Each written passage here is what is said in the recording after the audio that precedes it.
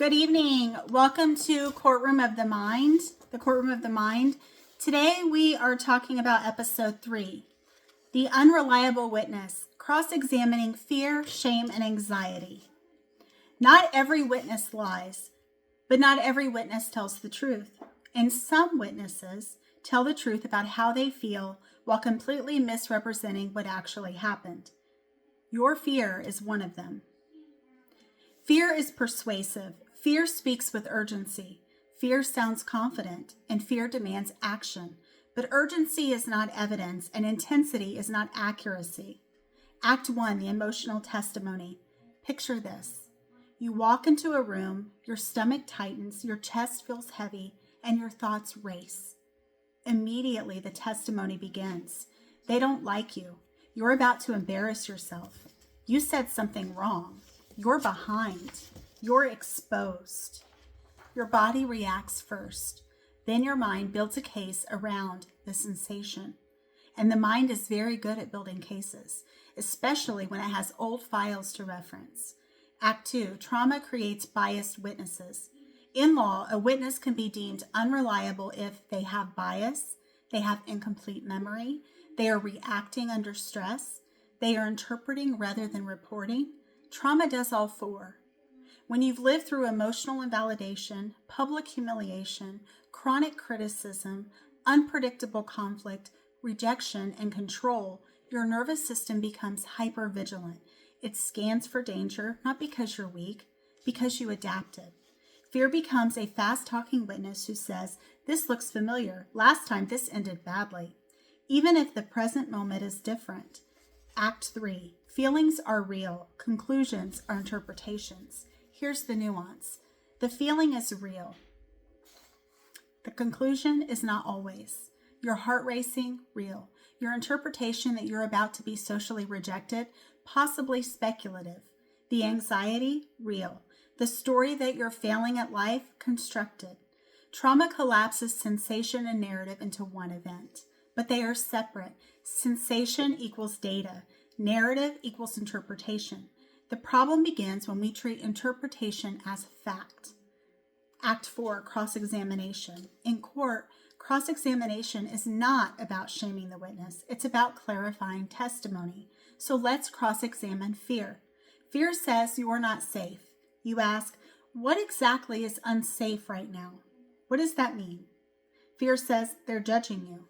You ask, what evidence do we have? Fear says, this will end badly. You ask, has it always? Cross-examination slows reaction. It introduces reasonable doubt, not about your worth, about your catastrophic conclusion. Act 5, the nervous system on the stand.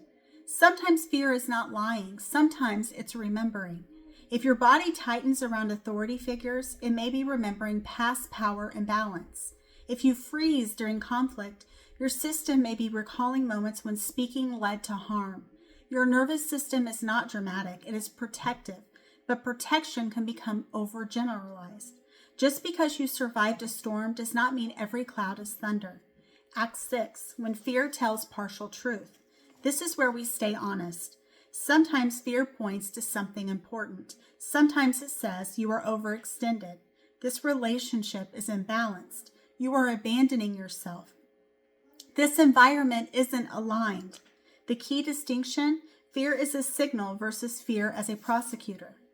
Signal asks for reflection. Prosecutor demands self-condemnation. One protects, the other punishes. Act 7, emotional regulation as judicial pause. This is where things happen. In criminal defense, timing matters. You don't respond emotionally in cross-examination. You pause, you observe, and you respond strategically. Emotion regulation is the psychological version of that pause. Breathing, grounding, movement, name the feeling, separate the story.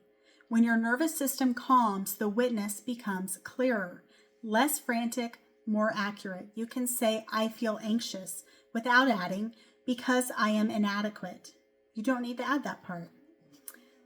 Act 8, the verdict. The goal is not to silence fear. The goal is to contextualize it.